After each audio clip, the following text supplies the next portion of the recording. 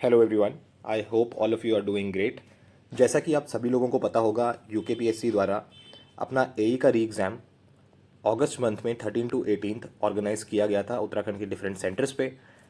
आशा करता हूँ कि आप में से जितने भी एस्पिरेंट्स ने यह पेपर दिया होगा उन सभी का पेपर बहुत अच्छा गया होगा।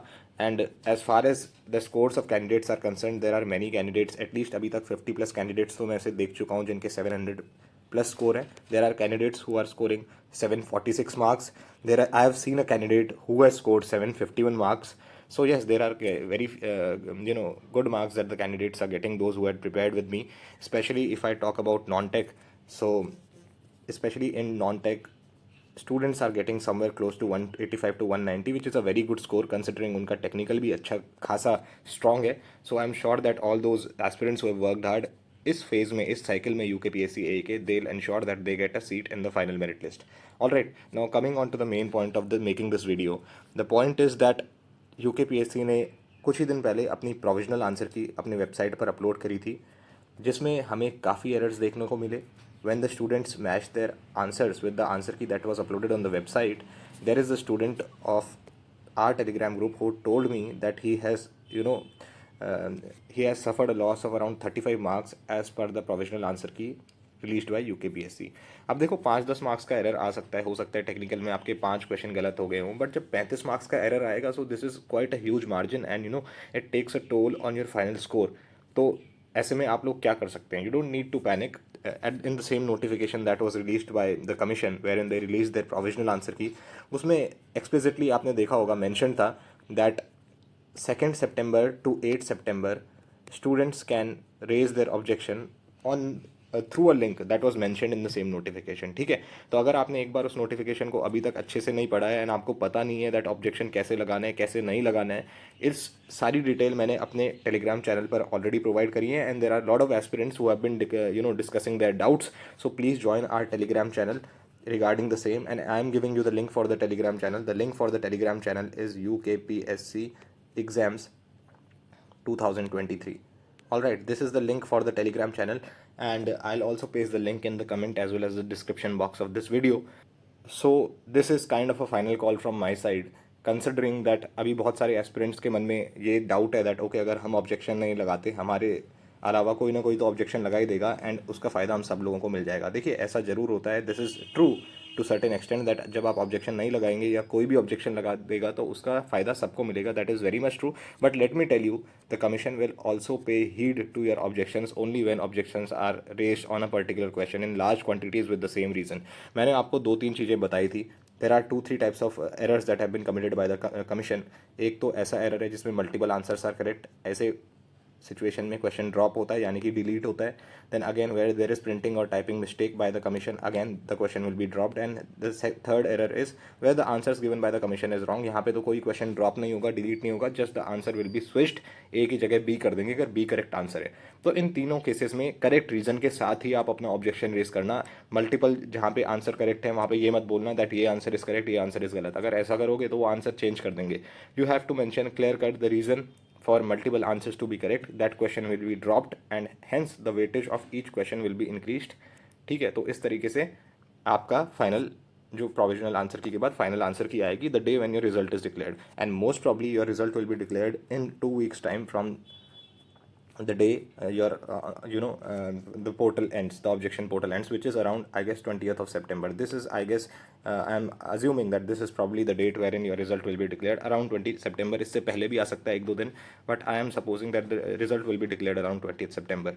Also, lot of queries, lot of doubts were being raised by aspirants who were asking me that civil में अनरिजर्व्ड मेल की कट ऑफ कितनी जाएगी. दो इस वीडियो में मेरे को ये बताना नहीं चाहिए, but still just to clarify, because बहुत सारे एस्पिरेंट्स की क्वेरीज आ रही थी. Let me tell you, civil unreserved male यानी कि जनरल मेल की cut off according to me it will be in the range of 680 ±10. ठीक है, this is my opinion and I don't want to give a far and wide range like 650 ±50. ये मुझे बोलना नहीं है, otherwise what is the point of me telling you the cut off. And you have to be smart enough. 80 ±10 will be the final cut off for an interview call as far as civil branch is concern for unreserved यानी कि general male civil. ठीक है, तो now quickly let's move on to the questions wherein you need to raise an objection. And let me tell you, that I had already shared a video wherein I had mentioned that okay, these are few questions wherein you need to file your objections. अगर आप देखेंगे जो पहले के 3 paper होते हैं आपके इसी क्रम में पेपर हुए थे, Hindi, English, then general studies, and then आपके टेक्निकल का 2 पेपर हुए थे. तो हिंदी में ज़्यादा डाउट नहीं आएगा, 2 से 3 क्वेश्चन है, यहाँ भी 2 से 3 क्वेश्चन है, यहाँ भी 2 से 3 क्वेश्चन है. बट जो टेक्निकल के पेपर्स हैं उनमें काफ़ी डाउट है. And I am assuming and I request you guys that अभी तक अगर आपने ऑब्जेक्शन नहीं लगा रहे हैं तो प्लीज़ अपने ऑब्जेक्शन रेज करें. कल भी मैं देख रहा था टेलीग्राम पे some students were joining the group and they were asking that how to file an objection, हमें प्रूफ भेज दो. तो देखो आप टेलीग्राम चैनल ज्वाइन कर लो, वहाँ पे सारे प्रूफ्स एस्पिरेंट्स ने शेयर करें. जिसने अभी तक ऑब्जेक्शन फाइल नहीं करा है वो ऑब्जेक्शन फाइल करे. You don't need to ask for proofs, those proofs are being already provided in the Telegram group. So do join the Telegram group and accordingly raise your objection for the questions that have been wrongly given in the provisional answer key by the commission. All right, let's see the questions. देखिए मैं पहले भी एक video में बता चुका था, but this is one question wherein I had some specific doubt right from the day when this was asked in the general studies paper of UKPSC AE. किस वर्ष में कर आयोग की भारत में स्थापना हुई, यानी कि tax commission was established in which year in India? I think the answer which has been given by the commission is 1961. This is the answer which has been given by commission, but according to me the answer should be 1947. And अगर aspirants को लगता है that नहीं, the answer should be 1961, then do tell me with concrete proof in the telegram channel or on the comment section. But let me tell you, 1947 was the year according to me in which tax commission was established for the very first year. And let's see the proof for this. The proof for this is here. आप देख सकते हैं site कौन सी है, income tax india.gov.in, and herein I have highlighted that particular portion. यहाँ पे देखते हैं 2.2 पैराग्राफ में, this era was characterized by considerable emphasis on development of investigation techniques.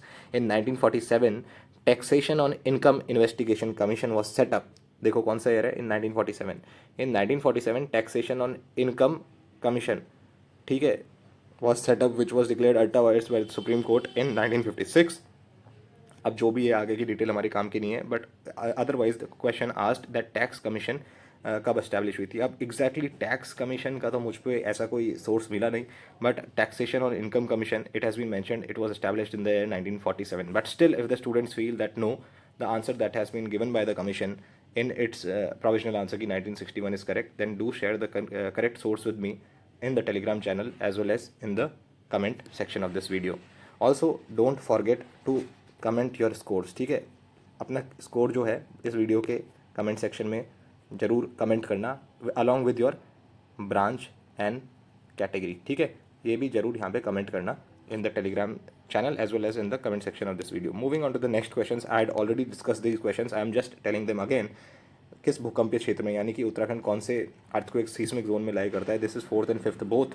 सो ये क्वेश्चन आपका multiple answers are correct, so this is suppose to be deleted.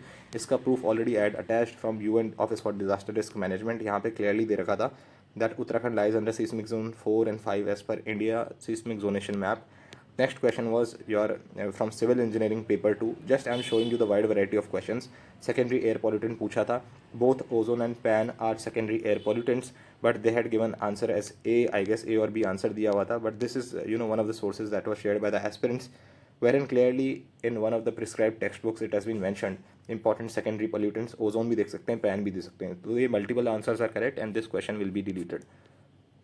Again, excessive growth of dash causes eutrophication. This is a question directly from your NCERT. Both aquatic plants as well as algae cause eutrophication. So the answer would be either A or B, which is option C. But they have given the correct answer to be A. Hence, this question will also be deleted or dropped from your final. And this is approved from your environmental chemistry answer. Sorry, NCERT. Eutrophication का यहाँ पे topic है and you can look for the proof accordingly.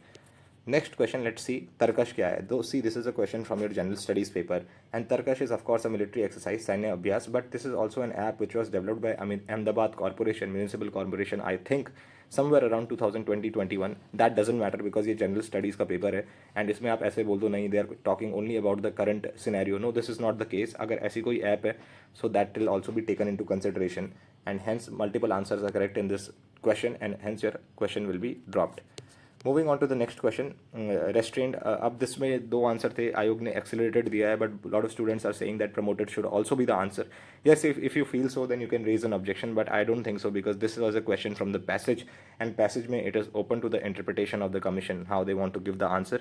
But still if you want to raise an objection then this is also the correct answer as far as this question is concerned, opposite of the word restrained. Next question, ये question तो बिल्कुल आयोग ने गलत दे दिया था, and here you do need to raise an objection, and this question यहाँ पे डिलीट या ड्रॉप नहीं होने वाला है question. Here the answer will be revised, I dash go there if you ever you, answer दे रखा है आयोग ने should not, it should be would not, answer A would be the correct answer, and आपके इसमें marks increase हो जाएंगे जिनके अभी नेगेटिव हो रहे हैं because they have given a wrong answer. So answer would be revised in this, C के जगह ए हो जाएगा फाइनल आंसर की जब आएगी। Next question is hold water. ये मैं बहुत बार अपने टेलीग्राम चैनल पे बता चुका हूँ। यहाँ पे होल्ड वाटर का मतलब होता है it is always in the positive sense, यानी कि दिस आर्ग्यूमेंट होल्ड्स वाटर, मतलब दिस आर्ग्यूमेंट इज ट्रू और कैन बी रीजनेबली बिलीव्ड।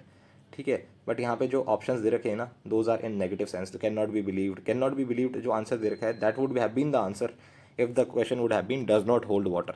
अगर डज नॉट होल्ड वाटर होता क्वेश्चन में पूछा हुआ, then the answer would have been can not be believed, but यहाँ पे पूछा है पॉजिटिव सेंस में hold water, so answer would B none of the options are correct here, so this question again will be deleted from your final paper। अब इसमें था अलसत्ता, इन्होंने answer दिया है शुद्ध वर्तनी, the answer which is correct is आरोग्यता also, आरोग्यता इज ऑल्सो करेक्ट। ठीक है, ये भी आपका सही है। So again multiple answers are correct in this option and hence this question will also be deleted. अभी तक मैंने आपको कुछ क्वेश्चन जो बताए हैं from Hindi general studies and English paper, besides these question, if you feel there are other questions as well in which objection needs to be raised, and I have already seen this morning as well, कुछ aspirants ने आज सुबह भी हिंदी के paper में कुछ questions share करे थे जिन पे ऑब्जेक्शन उनको लगता है रेज होना चाहिए, so they should go ahead and raise an objection regarding the same. Alright, and do join a Telegram channel जहाँ पे ऑलरेडी वो क्वेश्चन शेयर करेंगे एस्पिरेंट्स ने with proof, so you should join the Telegram channel for the same wherein you will get the required proof. Now इसके besides there were questions from your civil papers, technical papers. यहाँ पे तो इधर I talk about paper 1 और paper 2, दोनों ही papers में बहुत सारी मिस्टेक्स है। I guess around 12 to 15 questions in each paper have been given wrong by the commission. Wrong क्या, या तो फिर उसमें टाइपिंग एरर था, कहीं पे प्रिंटिंग मिस्टेक थी, वैल्यूज प्रिंटेड नहीं थी, कहीं पे multiple answers are correct. So in this way there are around 12 to 15 errors in each paper minimum. So in सभी प्रश्नों पर आप जरूर ऑब्जेक्शन लगाएं। Only one day is left now. This is a final call for all those aspirants who haven't raised their objection till now and जो दूसरे के भरोसे अभी भी बैठे हुए हैं that okay they will put an objection. So I request all you guys to share this video as much as possible. I was giving you just some proofs so as to make sure that okay आप लोग objection लगाएंगे, and I can also just request you guys, इससे ज़्यादा मैं भी कुछ नहीं कर सकता। That is why all I can do is provide you with certain proofs for the questions which have already been shared in our Telegram group, and so see, this is again a question from paper 2, acceptable indoor noise level for courtrooms and classrooms, दोनों का पूछ लिया, तो इसका answer होगा B and C both. वो इसलिए because court rooms की अलग रेंज होती है, क्लासरूम्स की अलग रेंज होती है। यहाँ पे देख लो with proof somebody has shared and he has done a commendable job, he और she. Classroom 35 to 40 decibel, court room 40 to 45 decibel. यहाँ पे दोनों का पूछ लिया था एक ही में। अब this is very vague, hence the answer to this question will again be dropped, both answers are correct, B and C both are correct, hence in such type of questions raise an objection with the correct reason, वहाँ पे बता देना that multiple options in this question are correct, hence this question should be dropped or deleted। ऐसे ये खारिफ रावी का है, बहुत सारे स्टूडेंट्स बोल रहे थे जो क्रॉप रेशियो होता है it is also always given as Kharif is to Rabi, but again there were students who shared some proofs with me in the Telegram channel who showed me that earlier on in one of the papers commission ने ही राबी is to kharif को भी crop ratio consider किया हुआ है, या certain books में भी crop ratio rabi is to kharif दिया हुआ है, and those were some standard books. So अगर आपने लगता है आपको that okay this question wherein you had studied that जो क्रॉप रेशियो होता है that is rabi is to kharif, उसमें भी आपको चैलेंज करना चाहिए, then you should go ahead and raise an objection regarding the same. इसके besides there were question like ये ट्रस वाला क्वेश्चन आपका हो गया, then there was question this circular area of 2 metre diameter, इस पर जो आंसर आ रहा था इसका that was around 64 point something if I am not mistaken, which doesn't match with any of the options given here, hence this question needs to be dropped, none of the options are correct। Then there was this question, there was again this question wherein again none of the options in this question were correct, bending moment at point F, कोई भी option इनमें से ठीक नहीं था। This was again a question where none of the options given were correct, so in such questions you need to solve the paper question, right? अगर exactly आपको किसी स्टैंडर्ड बुक में न्यूमेरिकल मिल जाता है तो ठीक है, नहीं मिलता है तो solve it on a fresh piece of A4 white paper, solve करो क्वेश्चन को, पहले ऐसे लगाओ जैसे मैंने लगा रखा है, नीचे अपना सॉल्यूशन दो, फिर ऐसा कोई रेफरेंस दो बुक का with the book name, front page लगाओ बुक का, वो पेज लगाओ जहाँ से वो फार्मूला है जो आपने यूज़ करा है, एंड मेंशन कर दो that okay this is the standard textbook in which the formula is given, and this is the option that we are getting, answer that we are getting, and none of the options given in by you matches with the correct value. Hence, this question needs to be deleted or dropped. All right. So this is how you need to raise an objection. Now besides this देखो, ये एक question था yellow green वाला जिसमें पूछा हुआ था, again this was another question, important BG main line station catering to passenger traffic should be. इसमें भी I think the answer that has been given by the commission, answer given wrong. Hence, this is also one question wherein you need to raise an objection.